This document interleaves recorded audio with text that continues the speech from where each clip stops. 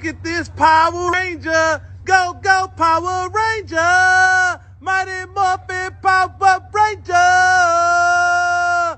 Crackosaurus. Let me see your move. Crackosaurus. All right then, it's morphin' time. Dragonasaur, Mastodon, Crackosaurus. Triceratops, Saber-tooth tiger! Tyrannosaurus. Yeah! Good. We're ready to morph into action. 6 working together to fight evil. And stop Rita and all her menacing monsters. From destroying our planet Earth! And ruling the universe with evil! Look out, Rita, we're not backing down, 'cause we're the Power Rangers. All right.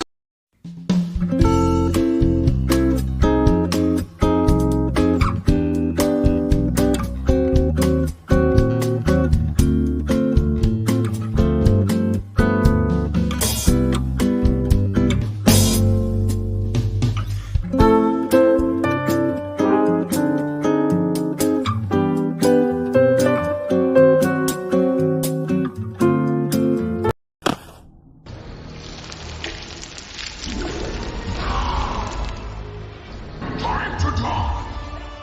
No, it's morphin' time.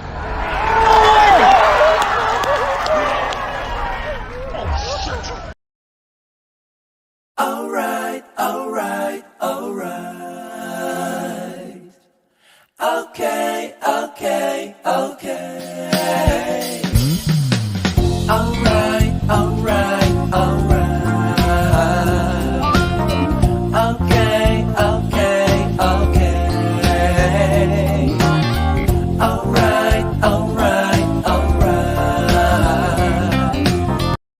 You're outnumbered, Aragorn. You need more men. There are none. There are those who dwell in the mountain.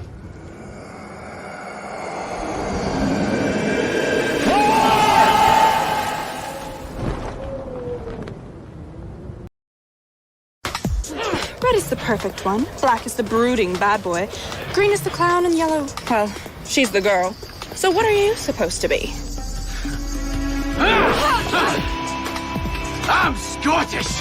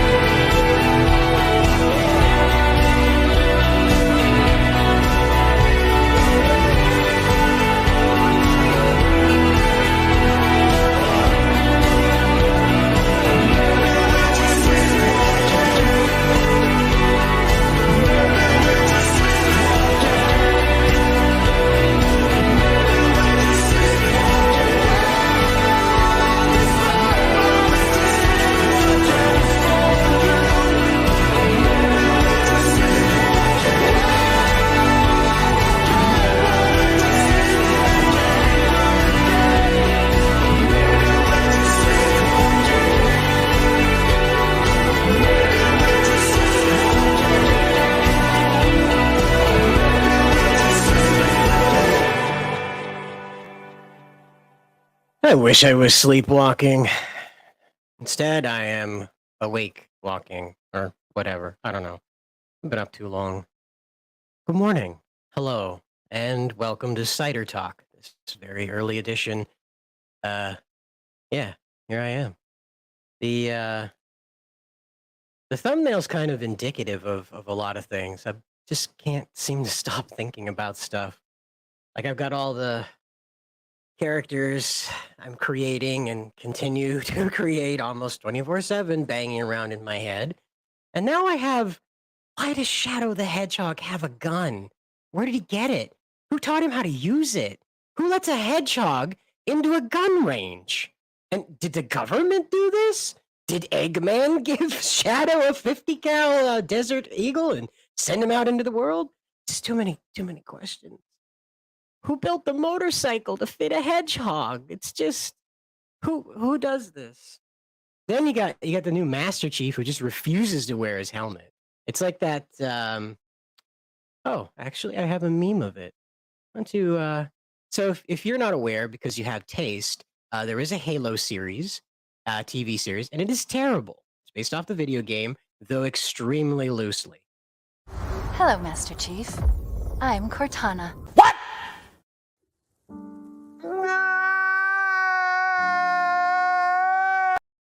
One more time. Hello, Master Chief. I'm Cortana. Why did they give Cortana skin? That's an AI. She's blue like a Smurf. It's just... And he's so weird, and they had to clarify that he's not a virgin, and it's just like, why? They're fighting a space battle against things that have wiggly waggly four-angled face things. What are they... Who cares if they fuck? They're trying to save humanity. Sort of. When they weren't trying to enslave it as well. Because that's what this series is about, by the way. It's not about the Halo War itself. The focus is on the original purpose of the Spartans, which was crowd control. Like, you're not allowed to rebel. Which brings me to the next thing that's on my mind. Watch this, and try not to get creeped out. 红色是表示你的专注力显示得很高。 Teachers at this primary school in China 蓝色是走神了。 know exactly when someone isn't paying attention. 白色就是你可能跟网络还没有连接好。 These headbands measure each student's level of concentration.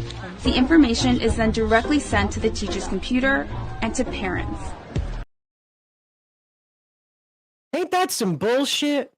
Like, you're having a bad day, you're not into math or whatever, or Shakespeare isn't really doing it for you. And your teachers get notified, and then your parents get notified that you're not paying attention.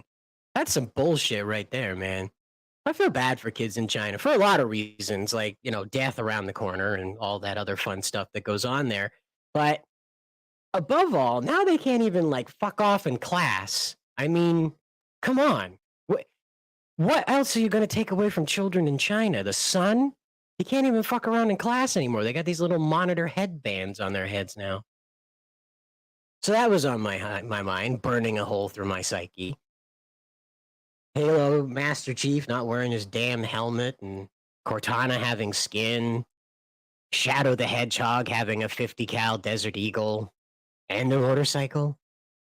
Harley at that, who had Harley sat down and was like, I'm going to make a motorcycle for a hedgehog? Because they sound like that, apparently, at Harley Davidson. But it's just, it just kept me up all night. And then now, what really just got me up on my feet was, can chickens fly in an attack formation? And I'm deeply concerned, can we train them? I know chickens don't fly, but can we genetically engineer them, right? I don't know. Oh, hey, Risey. It's 6 o'clock at night for you. Why aren't you having dinner, man? Welcome aboard. I just can't sleep, man. The sun's up here. I stayed up all night being stuck on these stupid things and other Ciderverse-related stuff. And that's what's up, man. I just burning a hole through my psyche. Doesn't it bother anybody else that Shadow the Hedgehog has a gun? Sonic and Tails and Knuckles and Amy. Amy has a hammer, for goodness sakes. She has a she could do a lot more damage with like a submachine gun, an Uzi. It worked for Laura Croft. Why does Shadow have a 50 cal? I just don't. I don't understand. Sonic's always been a mystery to me too, because it's on the surface you're like, oh yeah, it's a kids show, and then you open it up and you're like, no man, this ain't nah, this is for like teenagers. You listen to like the Sonic butt rock as you. I'm never gonna give up. It's me against the world. I'm never gonna give up because I'm Sonic. It's just I don't. Sonic's always been a mystery to me because you go and you watch Mario, who he was created to compete with, and Mario's like da da da da da da. I'm hopping blocks, and that's what he does. Is he just hops blocks and stomps on lizards and talking mushrooms, and it's great. But Sonic has some deep shit going on with it. Like, I don't know, man.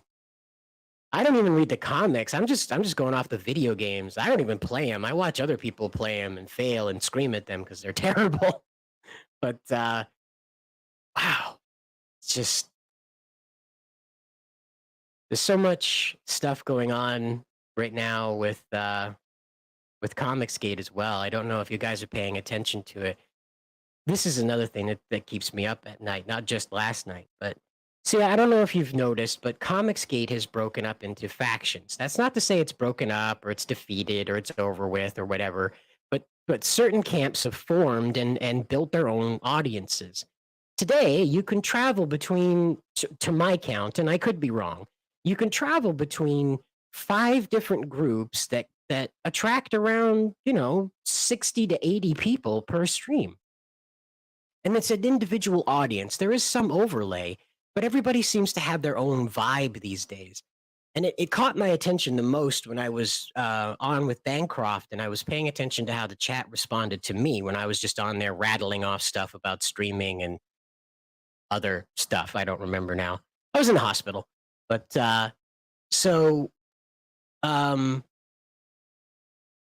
I noticed it when I was on with Bancroft and his chat responded positively, and how when I visit the Crack Pack over there at Lord Crackhead's channel, there's people in there that greet me that aren't the same people in Bancroft's chat. Just a moment here. I gotta light this. I don't want to make a noise.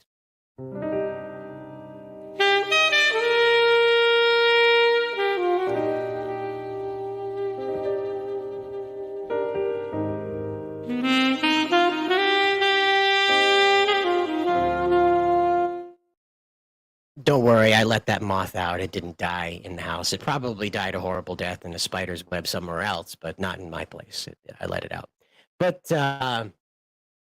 Comicsgate's kind of broken up into factions, and I think that's, in my opinion, that's a good thing. I think that's great because the audience gets to be diverse and different and have different ideas, different topics, different atmospheres. I think it's really great. Whereas like a couple of years ago, everything just sort of trickled down from the top. Whatever was being talked about at the top got talked about all the way through Comicsgate. It was a thread of connection clear back up to the biggest channels like Ethan's, like Malin's, like Cecil's, Anna's, whatever was going on up there was trickling down into the greater Comicsgate consciousness. Today, though, everybody has their ideas and their way that they want to convey them, and it seems to be working really well. John De La Rose, I got to practice that. If you could please catch me when I say it. If you see me out and around and I say a Roz, please remind me to say a rose. Like, he arose on Easter morning. He arose because he couldn't sleep all night. He arose to burnt toast. I need to remember a rose, not a Roz. It's not how you say it. So if you catch me, please call me out on it because I need to change that, say it right.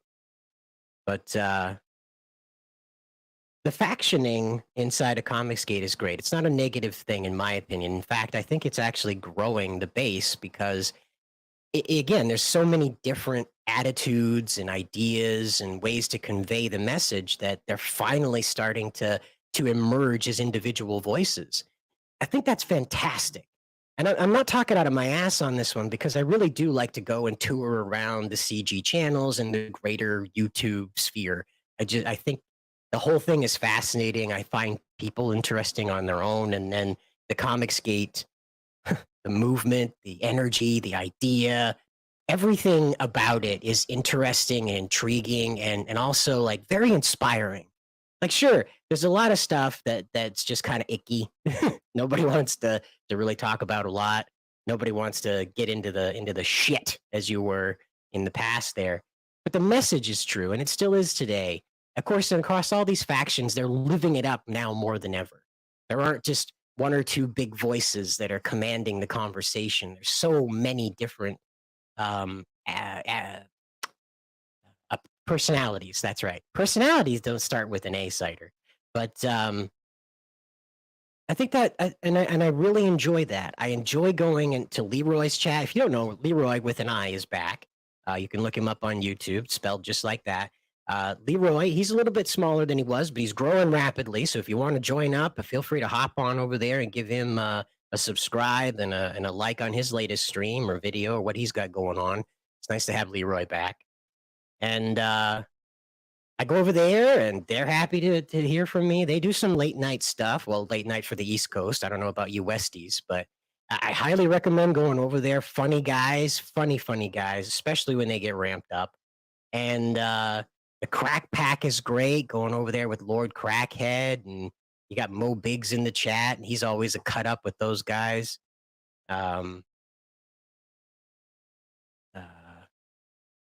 I know I'm butchering that name, but I think it's Snuggy.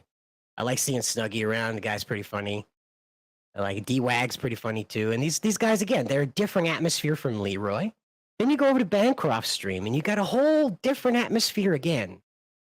And again, this keeps like going out into the greater sphere. You go over to Peter Simeti's streams, a different atmosphere altogether, different crowd, just a really those people over there at Peter Simeti's crowd, they're really into supporting independent comics. They're not like geared into like who's who and who's good and who's bad. They're there to support a good idea, good people, and people that convey with passion what they're into. And I enjoy watching Pete's shows because Pete himself, he's passionate about this whole thing. Of course, being a publisher, how could you not be? But he's passionate about it, and he's just fun to watch because he always gets a big grin on his face when there's news stories and guys are kind of, a little hazy on how to convey it. And it's really cool to hear these guys on their first go. Sometimes it's a little choppy. Mine was. And, but all these cool ideas come out and you can't help but smile. And Pete's got his timer and stuff like that, his little wind-up clock and stuff that times you so nobody goes over. Because on his call-in shows, he does like a 3-minute cutoff for you. But and it's not a hard cutoff. He doesn't boot you off. You get a buffer zone. He'll talk to you and stuff like that. Again, Peter Simeti, great guy. Check out his channel. Totally worth a subscribe. And also to check out Open Mic Night. Lately, it hasn't been on Mondays. It's been on and off whenever Pete gets around to it because he's got King Cryptid coming out, by the way. King Cryptid. Make sure you keep an eye out for that one. I believe it's on Indiegogo. It's all the woodland spooky doos that you remember, I guess. And Pete Simeti is, I think he's drawing and writing it. I could be wrong. But like I said, check out his channel. I'm sure he's happy to talk about it if you ask him. And I'm sure I'm forgetting lots of other people that have their own little audiences and their own growing audiences. There aren't really too many little audiences left in Comicsgate. I of course, I don't stream that often, so barely anybody shows up for me because I'm just by myself over here chatting. It's no problem. I'm not worried about it. I just go live to say stuff. That's why it's called CIDERTALK. it's Cider talking. Get it? Yeah. So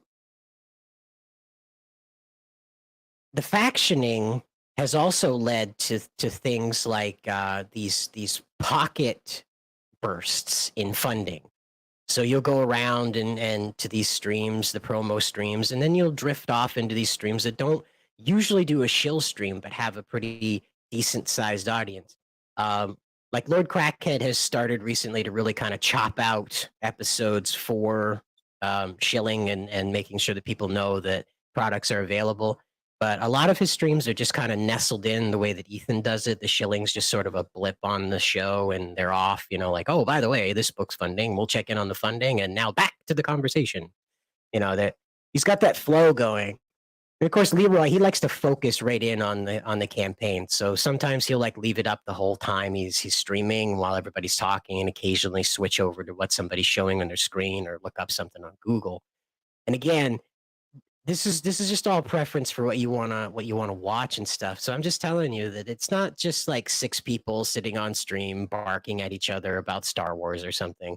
It's actually people that are invested in the CG community discussing the events that are going on inside of their own little corners, their own pixels of Comicsgate.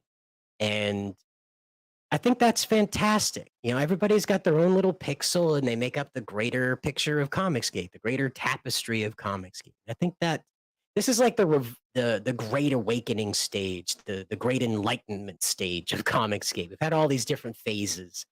Now we're in the enlightenment phase. That's fantastic. That's fantastic. Because if you've ever witnessed anything that actually got started from the ground up, it really is slow going, very chaotic, lots of I don't want to say bad actors, because I think everybody came into Comicsgate with with truth in their heart and their desire to do good, but over time they just took a different path that didn't quite work out with the movement, and it's just what happens. I don't sit around and I don't think that Doug TenNapel is Satan, and I don't sit around and think that Mike S. Miller is Satan. I don't do that. They're just guys that made a different decision and went off and did their thing, and they're doing it. According to Mike S. Miller, last year was his best year ever, apparently. So that's fantastic. That's absolutely fantastic. And that's my favorite word this morning. So, don't forget to leave a fantastic in the comments if you agree too that today is fantastic. I'm tired if you can't tell. And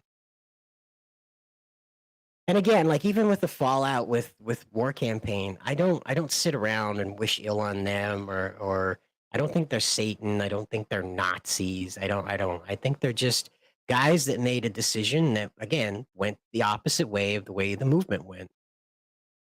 How they handled that wasn't exactly graceful, but it's just the way it goes. It's just the way it goes. And again, I don't sit around and plot their demise and stuff like that. It's all over with. It's done and over with. Everybody's moved on. And that's what's happening with the memory of Testify. There's quite a few people that are stuck, and that's okay. He left quite a mark on this movement, and it's okay to feel stuck. Meaning stuck in anger, stuck in sadness, stuck in guilt, stuck in hunger. I don't know. But if you're feeling negatively about him, you just got to remember he's dead. You can't fix it. There's no going back. There's no changing anything. I don't have any negative feelings. I cleared all that before he even passed away. I was on my own, taking a vacation from all that stuff after the blow up in Pangea there middle of December, and I just stopped bothering. I didn't answer the phone or the texts or anything, and I just cleared my conscience of any negativity I had toward him. I was like, that dude's just doing what he does, and let him do it. Testify ended up passing away, and that makes me very sad. I spent 2 years talking to him all day, every day. We were in voice chat all day, every day. And so we laughed a lot and we fought a lot. Oh, most Pangeans will tell you we got pretty loud. I remember one 4-hour Super Saiyan battle we had in there. And,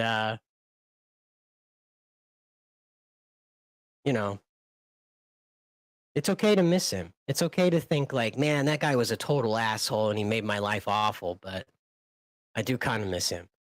That's okay too. That's okay. It's not a betrayal of anything. That doesn't mean you're weak. That doesn't mean you forgive him even. You don't have to. You don't have to. And if you're listening to this as somebody who has an axe to grind with him, I just want to encourage you to remember that he's dead. There's no way to get even with a dead man, and he didn't win. You didn't lose. You didn't win. He didn't lose. just over with. Sometimes nobody gets to fire the last shot. It's just over with. And to people that are like pretending to be him, I see some people that have made Testify alts, and they come around and they post in the chats, they post on Twitter, and I want you to know that it's good fun. It's good fun, but it gets a lot of people excited. It gets a lot of people excited because Testify had the atmosphere around him that he would go away for 2 months on some exotic cruise and fake his death before he left. You know, he is gone. Don't make any mistake about that. He is very much dead. But the people impersonating him make it very hard for that to become a reality for folks that have a very thin grasp on it. Okay.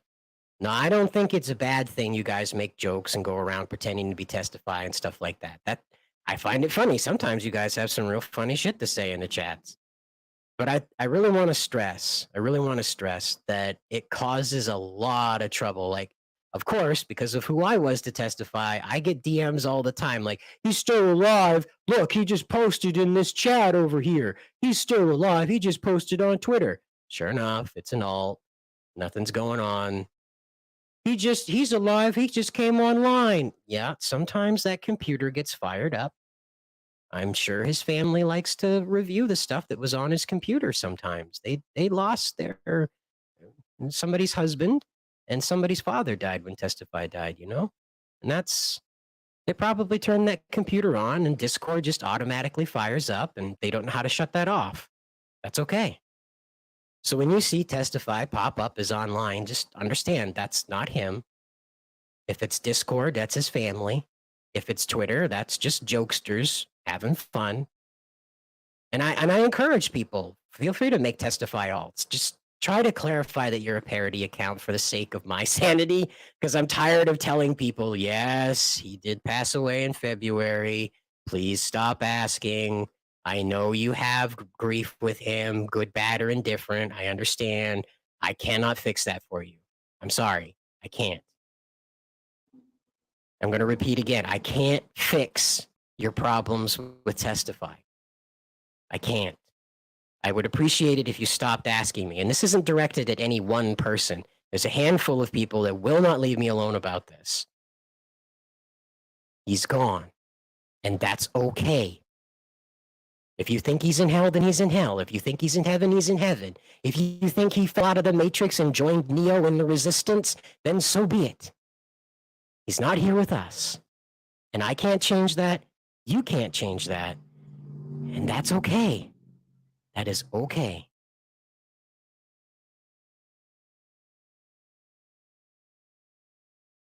All right. Just take a minute and think about that. I know there are people that are either listening now or listening later that have been very upset with this whole situation.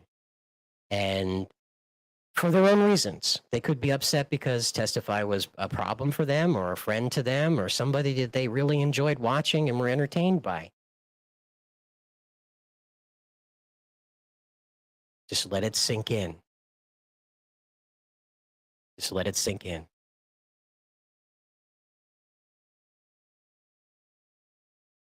I know things are different without him around.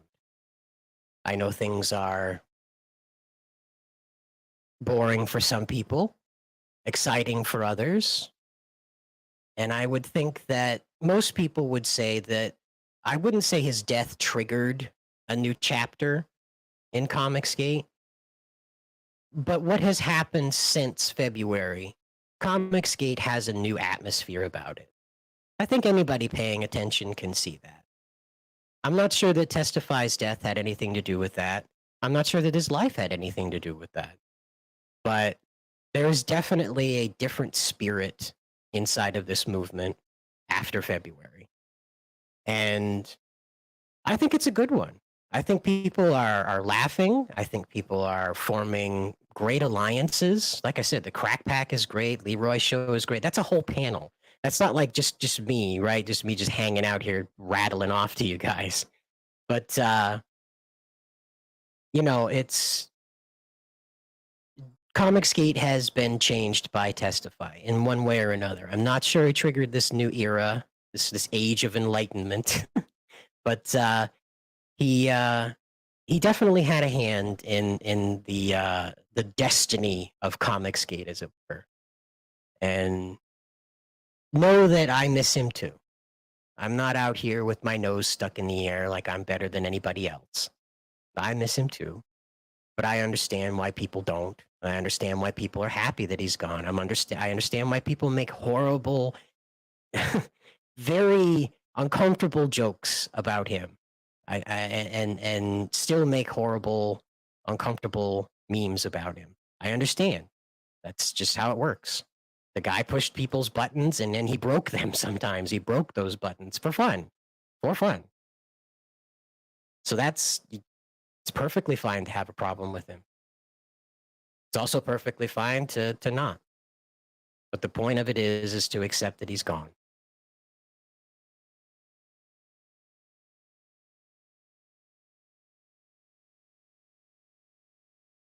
On today's episode of How Fucked Up is Fucked Up. That's fucked up. So, there's your public service announcement. After some crazy talk about Sonic the Hedgehog, we're all over the place today. Feel free to hit like and subscribe if you're watching live or in the replay. I go live sometimes, talk about nonsense, and talk to myself mostly. So, but that was on my mind a lot too these past few weeks, as I've seen so many people act out the fool recently about him. Of course, you know, the posers and whatnot that are running around making jokes and stuff don't make that easier. But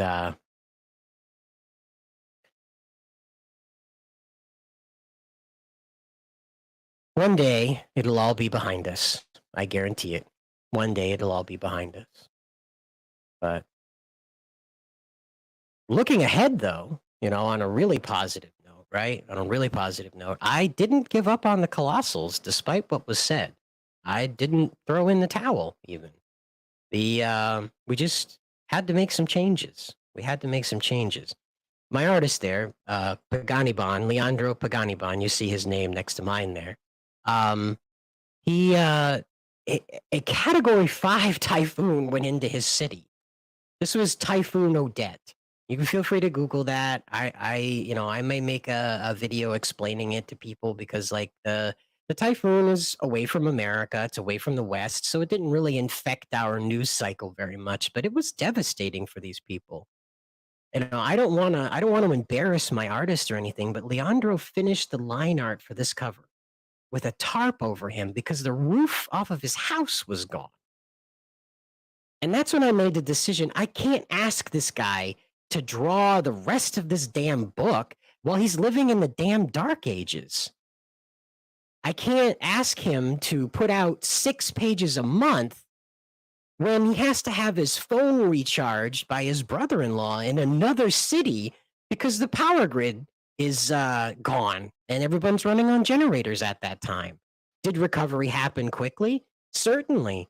But I was not ready to sit there and say, we got to keep up production, man. We got to get this book out by August, man. We ain't got time. We ain't got time. We got to get it out by July, man. We ain't got time. We ain't got time. And I don't want to do that. I also don't want to be late. I don't want to be late by months. I don't want to be late by years. I don't want to be late by weeks even. If I can manage to nail this the right way, I want to be in and done. So that's why we made the changes that we did and why I canceled the first Colossals book, because I just didn't have the heart to ask Leandro to work under a tarp.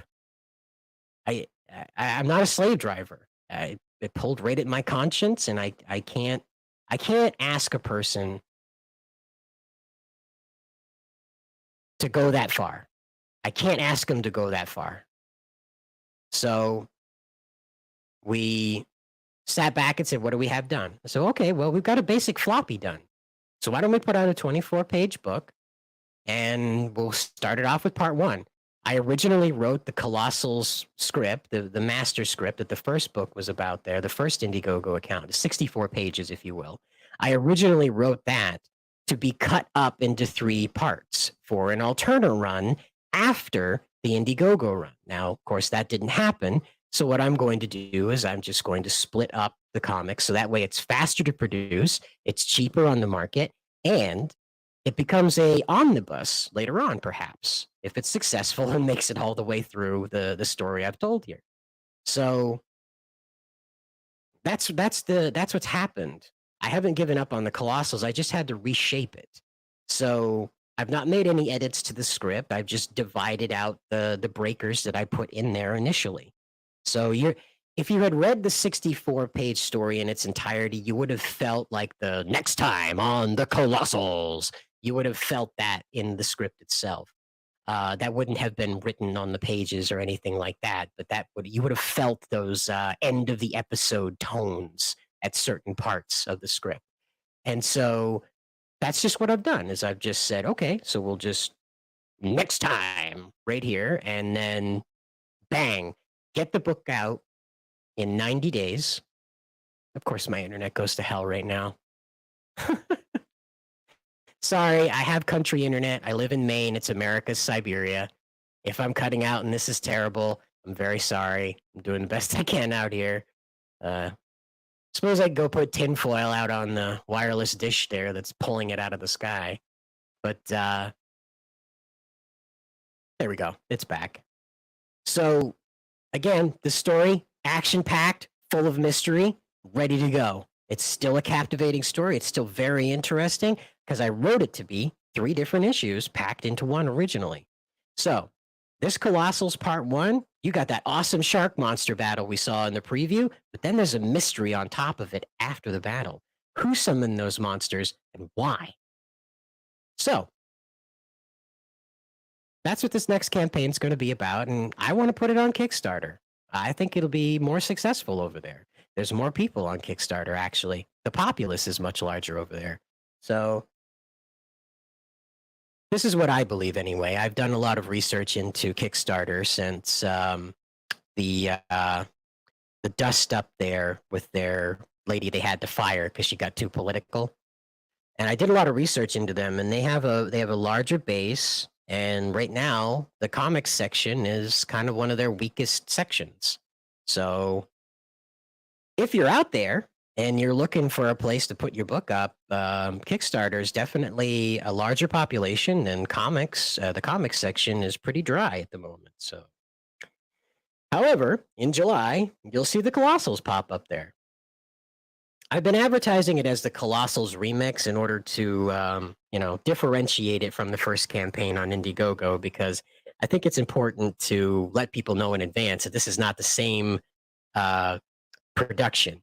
This is the same script, same page, same artist, same situation, but we've cut it down. So it's a shorter book, so it gets to you faster. In fact, I plan on having this out in 90 days. It's already drawn up. I just need to crowdfund the coloring for it. That's it. The colorist is quick and he's on his way, and we'll have this thing out in 90 days. That's the plan.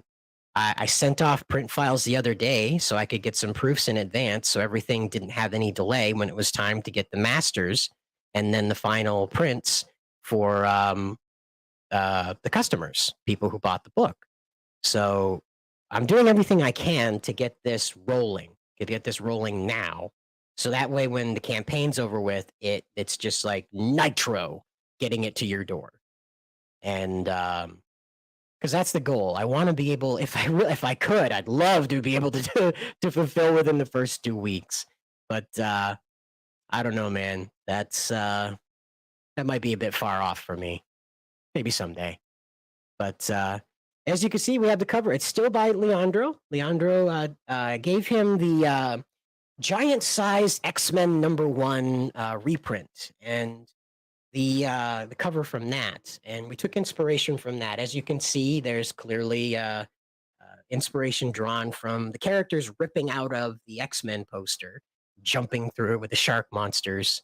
Shark monsters here. One of my favorite parts about this, right? And most people don't notice this stuff, but I do because I get sucked into the art.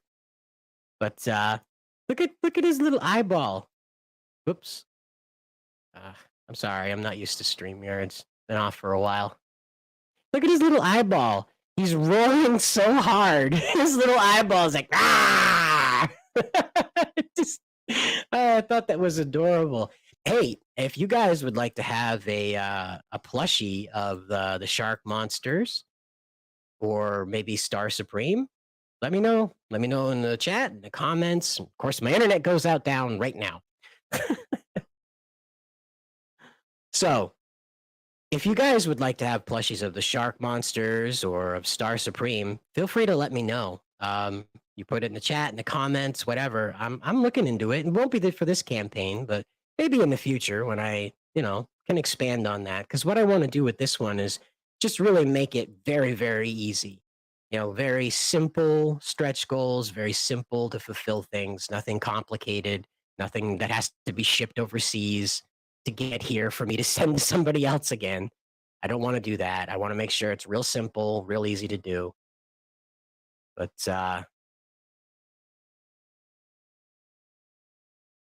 because that's where a lot of these problems have come up. I've noticed in other campaigns is that the extras end up taking so much time because of this supply chain delay. So if you don't know, over on the west coast of the United States, pretty much the ocean has been blotted out by cargo ships that can't offload in a speedy fashion because of Lord Biden's mandate for vaccinations on workers, transportation workers, and port workers. So everybody involved with moving stuff in and out of the ports can't work unless they get the shot and every booster afterwards. So you can imagine how well that went over. And a lot of campaigns have ended up in trouble because of it, because they ordered knickknacks, they ordered certain things that were made in like Taiwan or Japan, Korea in some cases, not the North one. But so a lot of hiccups happened, then a paper delay happened. And so by waiting here, I've actually dodged a huge amount of bullets with all the stuff that was going on with the first campaign. That would be an absolute nightmare to try and take care of right now with all this stupid crap going on with the US government. So making something much more simple, quicker to fulfill, that's just sort of like stickers and stuff that'll fit inside of the Gemini mailer itself, man, that's going to go a heck of a lot quicker. That's going to make sure that you get the book that you paid for in the time that you wanted it, hopefully, or close to it anyway. Like I said, I'm shooting to have this on your doorstep 90 days after the campaign closes. So I'm shooting for it. Don't know if it'll happen, but I'm going to try. If you're out and about, though, I will be posting these things on and off. And if you like them, let me know. These are just brightly colored advertisement splashes for Twitter and Facebook, and just kind of showing off the characters and some of the art featuring them in the story. And like these are finished pages and stuff like that, and these are colored key art. So, and this one's my favorite, but for obvious reasons, Star Supreme is, my favorite character I've created for this, especially. And I can't wait to introduce her to you guys. That's the best part about this, is that this comic really kind of gives you a really good idea of who Star Supreme is and what kind of a hero that she is. And I really tried to avoid the cliches with this character. I really tried to avoid making sure that she had like this stereotypical crust cut off the edges thing. I tried to avoid that. I like a hero that isn't gritty and angry and defeated. I like a hero that has like some levity and brightness to them, and also some kind of rough edges, maybe a little bit of a shadow here and there, some character flaws that aren't crippling. Aren't crippling. Novel idea, I know. Novel idea. Not everybody who becomes a superhero needs their parents, their race, or their loved one to die in order to be motivated to do the right thing. how about that? It's pretty neat, right? So the other thing is that I haven't really spent a lot of time explaining these characters to you guys. So if you'd like me to make individual Colossals videos, because the stream would be hours long. If you'd like me to make individual Colossals videos that isolate the characters themselves and explain some of their backstory, some of their inspiration, or whatever you'd like to know about them, let me know down in the comments. I'm happy to do so. It's not like I've been keeping this stuff too close to my chest or whatever. It's just on a stream when you're a guest with somebody, it's just a lot to get into these characters because I didn't create characters while I was taking a dump on the toilet. These characters, I took 2.5 years building the Ciderverse before I executed the script. I had like notes and stuff and partial bits and pieces, but until the world was finished, I didn't finish the script. And that led me to really complex characters because they were born out of the world, not the other way around. And so Star Supreme's story is not necessarily complex, but it works a lot better with visual aids. And I don't have all of those yet because her story is very large and you're meeting it about 10 years into it. So there's a lot to talk about with this character, and that's why I haven't really sat down and explained her thoroughly, because there's only like the elevator pitch you can go on about this character before you end up with like hours of backstory and stuff like that. And that's the reason why I'm starting the Colossals 10 years in action. So this universe, when you tune into it, they're 10 years in the making. So Star Supreme has been on the scene, and this is the first time that the Colossals have assembled together. This is a new team. It's taken 10 years to put it together. And so it's made up of her friends and family, Star Supreme's friends and family. And there's a lot of history there that brought these people together, formed trust between them, that sort of thing, where Star Supreme's adopted children came from, all that jazz. It's very important. Star Supreme herself has a very lengthy story that gets complex toward her birth. Believe it or not, her story becomes very complex at the time of her birth. No, I'm not going to show you guys a baby being born. No. That's not at all what this character is meant to do or anything like that. But you'll meet Star Supreme in number 1, and you'll get an idea of what the character is and what she's all about, what her motivations are. Because it's very important to me to convey a value system in heroes. If they don't have a value system that's kind of clear, then they're kind of malleable in the reader's mind. And it's not that that's a bad thing. It's just that a gray area hero is sort of done to death these days. And I just don't like that. I prefer aspirational heroes. They're a lot easier to write for me than these, oh, my parents died in an alleyway, and I have to destroy the entire criminal underground system in order to get revenge on the one guy that shot them. And I'm sorry if you're a big fan of the Batman story. I'm just not. I don't hate it. It's just gotten so cliche over the years. Like, again, a whole world dying and leaving only one survivor, 2, 3, 8. How many Kryptonians are there now? But even that fell apart. Even that crumbled. They couldn't hold on to the lone survivor narrative for Superman. It got too cliche. So they expanded it for, Supergirl survived. Zod survived. These Kryptonian explorers survived. This asshole named Heel, because we're really really good with our naming conventions. Or Heel, because it spells hell. We're so edgy. But anyway, then there's clones and stuff like that. Because again, they got too cliche with the whole thing, and it was totally unnecessary, and it ended up killing the characters' origin stories. That's why when people when people say, well, I want a Superman movie, but I don't want to hear about Krypton. I want a Batman movie, but I don't want to hear about the Zorro movie and his parent. Everybody knows how that went. We need a Batman movie that doesn't bother with that.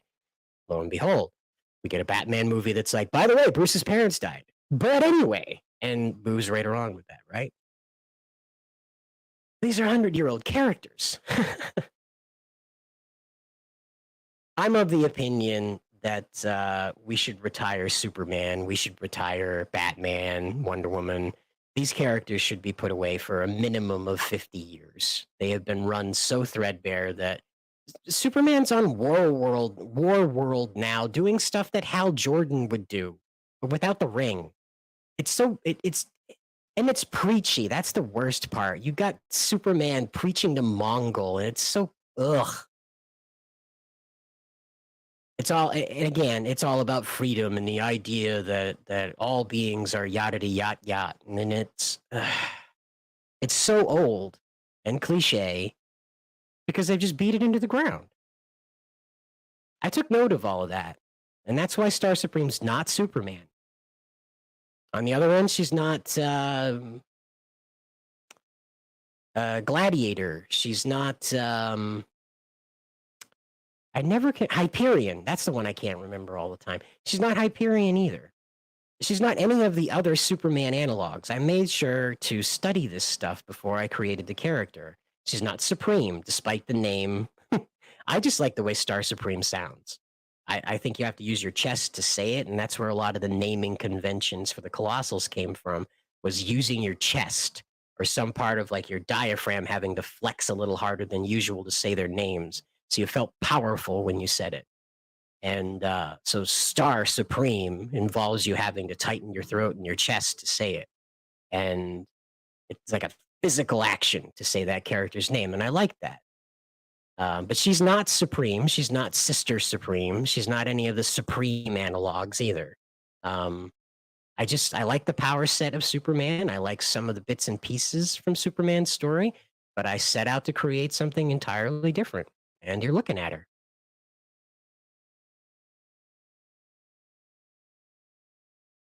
And I walk the same line with Razor. This guy's the darkest character in the Colossals. I based him around what I liked about Batman's story, what I liked about Ghost Rider's story, what I liked about Hellraiser's story, and what I liked about various anime that dealt with hell and evil and the permanence of those things.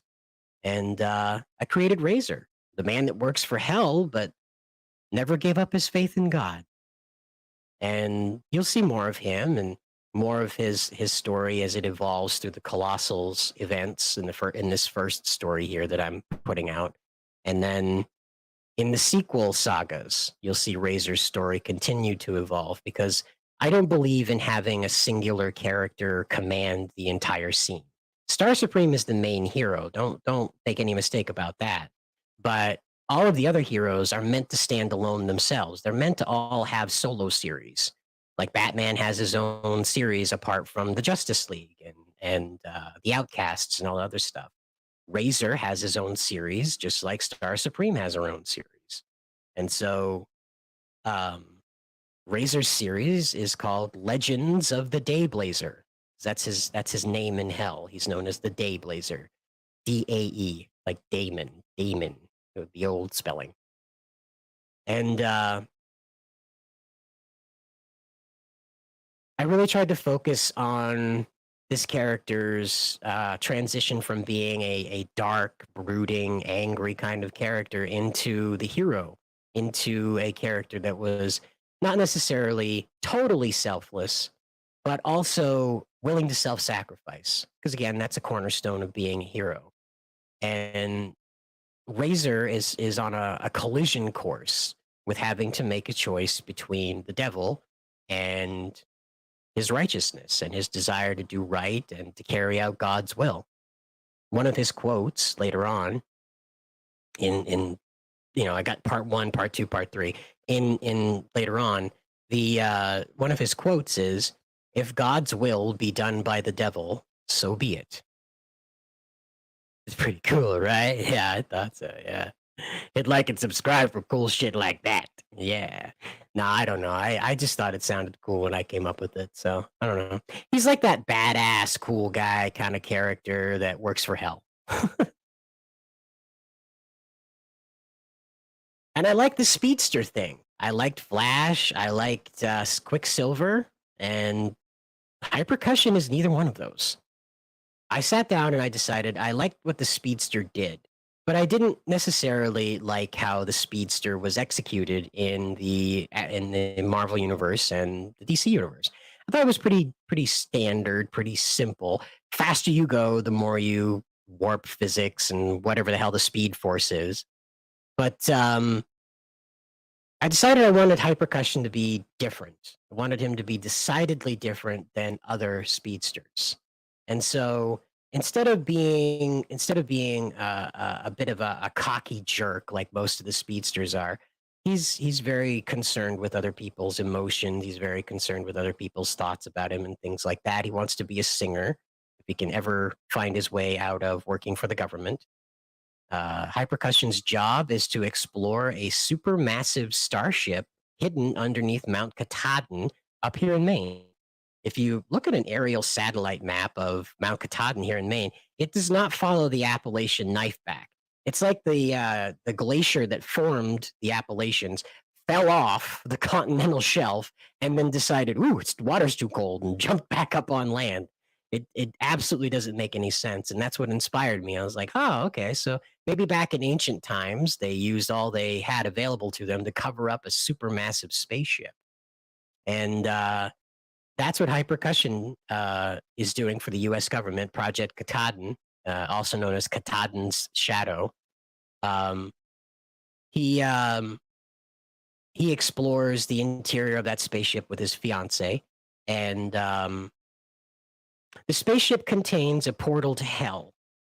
And so demons and all sorts of horrible monsters that were mutated from humans that got lost inside of this topsy-turvy funhouse of a spaceship, they're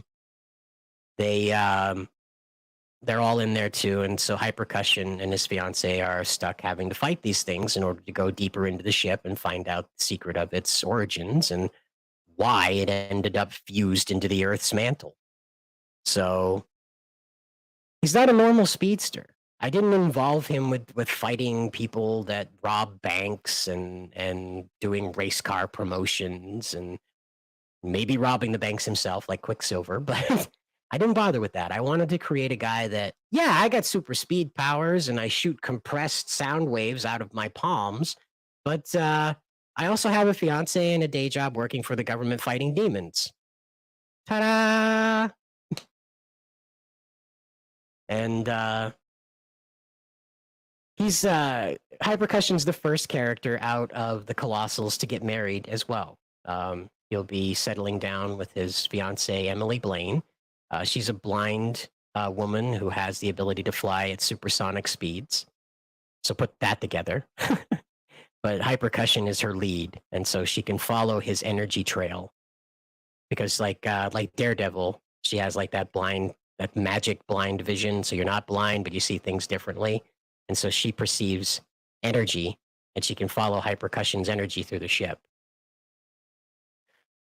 Which makes her an asset to the U.S. government because she can find like nuclear weapons and thermite bombs, all sorts of things that have potential energy rattling around in them. But in any case, I'm getting sidetracked. They get married later on, and then they move into their own solo series called Flying Blind. And that's the story of the two of them trying to start a family, work for the government, and be superheroes at the same time.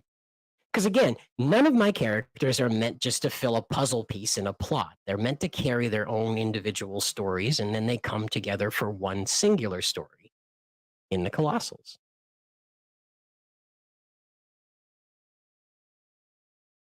Some people think it's difficult, but if you sit down and you want to weave a story together with complete characters as opposed to just puzzle pieces that fit on a plot, a nice rail, you got to take the time. You got to concentrate, and you got to feed the story thread through great other story threads. You have to weave a blanket of disbelief, if you will. And it's not that hard. It just takes time. It just takes time. Some things will come faster. And I say that with Speedster. Some things will come faster. Other stuff is going to take its time. Other stuff is going to take its time. And that's okay. What could be hard for you may be easy for me, and what could be hard for me could be easy for you. So, who knows? But please try to concentrate on your characters. If you're out there listening to this and creating at this stage or getting into world building or what have you, whatever stage you're at, please concentrate on your characters and make them feel complete as you can. In fact, try to think about how they would tell someone that they don't want cream in their coffee or they do want cream in their coffee. Sometimes finding out those little things helps you build a personality for a character. High Percussion, for instance, doesn't drink coffee. He just drinks tea because the caffeination gives him a sugar rush, and that's bad. When you're a speedster, that's bad. So, speaking of bad things, I hope you're all excited for a holiday knockout, Rocky Saves Christmas. Coming to theaters this Halloween. Brace yourselves. A holiday knockout, Rocky Saves Christmas. I made this a few years ago. I found a bunch of silhouette assets. I put Rocky in the middle of the woods with Santa flying overhead. It's a holiday knockout. But I'd like to remind everybody, too, that you should become a rescue soldier today.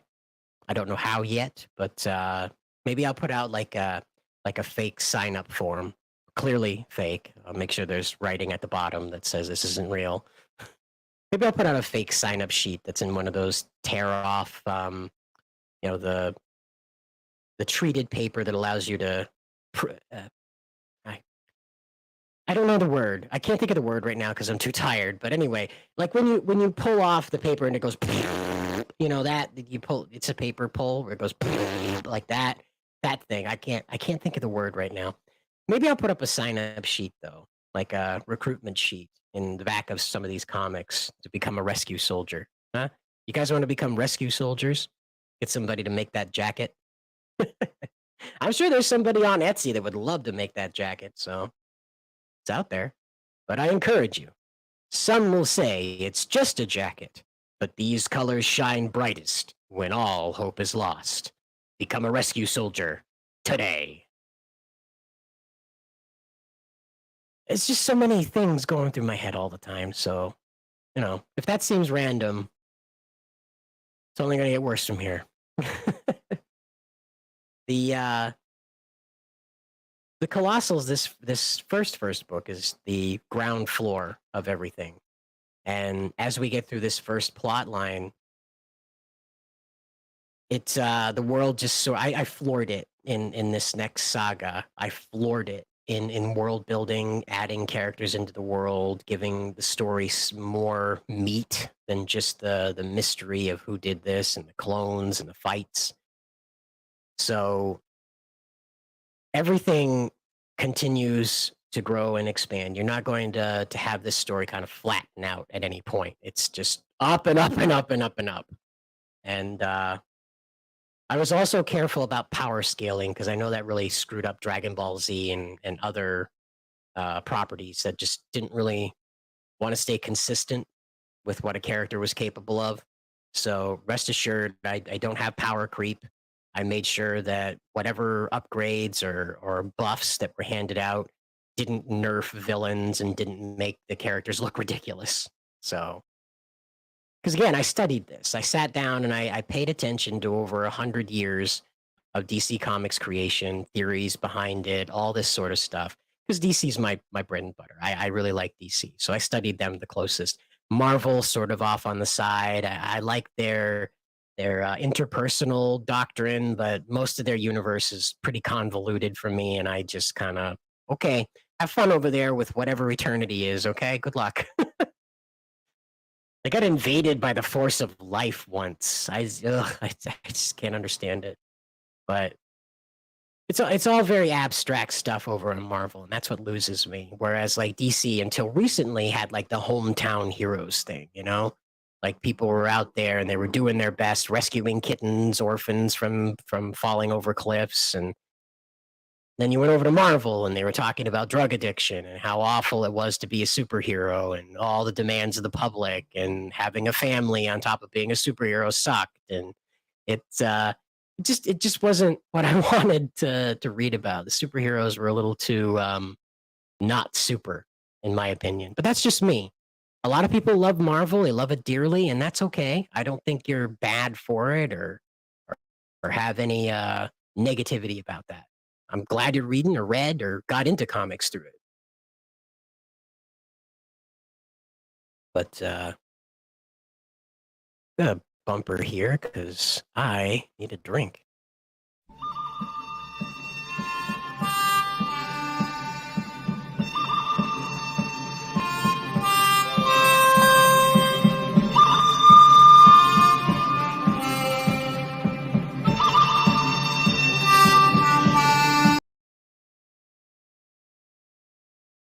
Ah, that's better.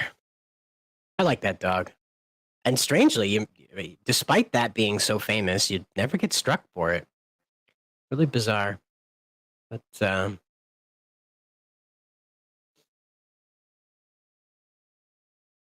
sorry, I've been up all night, so I'm a little tired. My brain's scattered. I'm doing my best to keep it together. I just...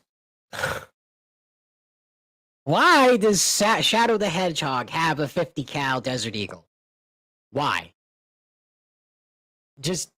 Who gave him the gun? It's official. It's official from Sega. Shadow has a damn gun. Here, I'll make it full screen. Not me. The thing. There we go. Look at that. He's got a gun. That's official from the game. That's from the box art. And then over here, that's footage from inside the game. That's a snapshot from inside the game. You can tell from all the fucking polygons. But why does he have a gun? And why is it not like Sonicified? Why doesn't it shoot lasers? It shoots actual bullets. He has an actual magazine in the bottom. He's gonna pop out. You run out of ammunition. What? Why did they give him a gun? Is running? Well, he roller skates. He doesn't run. But is supersonic healing, like rollerblading, not enough? You gonna give him a 50 cal? Why? Oh well. I'll never know. Rest assured, if I create cute and cuddly things, they probably won't be toting around heavy artillery like a 50 cal Desert Eagle. It's really, if you're just looking over here and you missed it, it has a gun. I don't understand. And it's engraved and everything. It's like they actually tried to create the most accurate 50 cal Desert Eagle that they could. And that was, they handed it to a hedgehog. I just want to see the gun range when he shows up. Like, yeah, I'm here to fire some guns. I just need to, I got my 50 cal here. I'm here to check it in. Gonna go let off some stress. Sonic beat my ass the other day. I just don't get it. But that's just me. Anyway, I've been at this for an hour and 10 minutes of torturing you people long enough, I guess. Just talking to myself about nothing. But remember, your name is Jeff because Zerk said so. Zerk will be coming back. Don't worry. You'll probably see him over on John Del Rose's channel. You probably see him over there. So hold on to your butts. Besides, he's going on an adventure anyway. I've got a storyline for him, so he's not just popping in and saying dumb things. There's a storyline for Zerk. So he's going on an adventure with a green screen. The magic of green screen. So I'm sure you've seen me post this before. And this encapsulates the tent poles of the Ciderverse, because I created a multiverse. I created multiverses that never touch each other. There's 3 different multiverses, have their own separate rules, their own separate sciences and biologies, and they never overlap outside of promo art like this. So, front and center, we have Amphibinobi. He's from Dystrophia.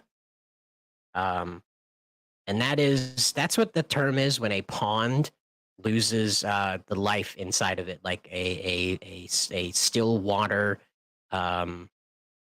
water source stagnates to the point where life is not able to function inside of it. And that's what the word is from. It's dystrophia. And Amphibinobi is a police officer, and that's in the city of Honduras in this setting. And he's front and center. And his universe is kind of Zootopia meets cyberpunk. And I call him Amphibinobi because he's kind of a cross between a frog and a gecko. So I don't know. I like it. I incorporated Kaneda's pill too, if you notice the pill on his shirt. One of the things I like about future stories is you kind of do the makeup stuff. So on the jacket he's wearing here, the barcode on his jacket, when you scan that produces his badge number and the information regarding his precinct and how to contact his superiors. Down on his pants, though, when you scan those, that leads you to his dating profile. That's what I like about the future settings, is you get to goof around with stuff. On his back, you have the symbol of his clan in silver there at the center of the sword holding. Sword holder. The symbol of his clan is on there. The 2 swords are taser swords. They're meant to take down criminals as opposed to kill them. And the black sword has a heated edge, and it's meant to kill and cauterize so people don't bleed out. Well, the criminals don't bleed out. I don't have art for Vesper and Starla. They're over on the left-hand side here in red and blue. I don't have art for them loaded up here on StreamYard at the moment, but you'll hear about them later on. They've got a pretty interesting universe on their own. I based that off of the Space Age. I was pretty interested in the 60s and 70s, the stuff that looks like the Jetsons, that kind of Space Age stuff. Your rockets that land by their tails, and the old Flash Gordon stuff with laser pistols that look like water bottles. And all the way over on the right is Amphibinobi's partner, Freshwater Samurai. I named her the way that Savage Dragon is named. I like the way that it sounds, calling her Freshwater. So she's Officer Freshwater, Detective Freshwater. But she's Amphibinobi's partner. She's just all the way over on the right. And in the back is Teenage Star Supreme. That's the very first design we had for Star Supreme back there. These are all done by the character designer. And this guy does my character designs for the Ciderverse. So when you see these cool characters like Amphibinobi and Star Supreme and Razor and Hypercussion, they were all designed by M30. Same guy that did this art here. So pretty talented guy. And I can't wait to show off even more designs from him. But he also did some work on Challenge R, a giant robot series I have. Yeah, look forward to that. By the way, the follow-up to this first Colossal story is a giant robot story. So if you like giant robots, you can see them fighting alongside Star Supreme in the next chapter. But yeah, it's been over an hour now. It's enough, right? I should be able to sleep now. Probably not.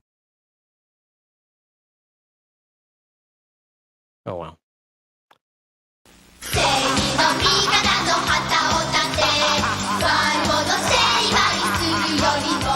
Chichin, Pui Pui, Dai Joe Pui.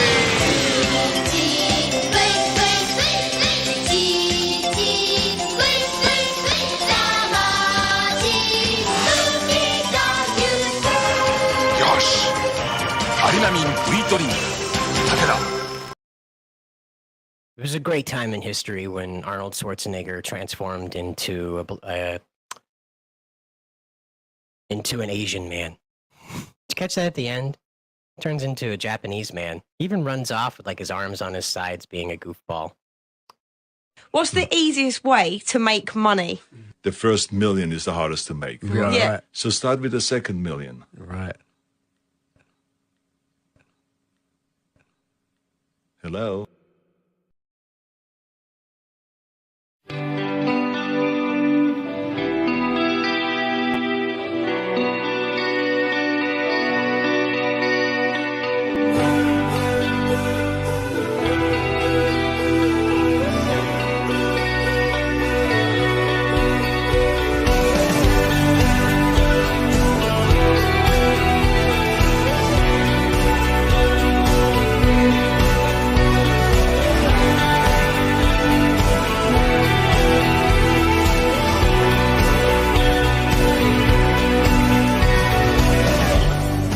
Destiny turned her face, nightmares and violent shapes. State of dreaming has left me numb. Blue eyes and wandering lips, true lies to fingertips. Hidden tales of forbidden love. You've left me miserable, miserable, miserable, miserable.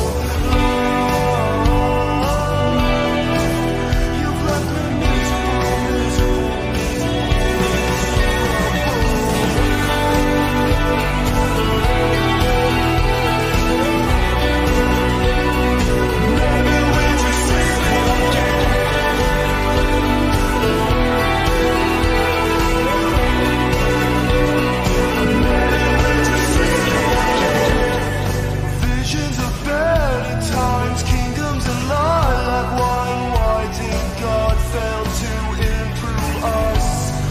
Teardrops of acid rain burning down through my veins. Can't I just sleep for a night?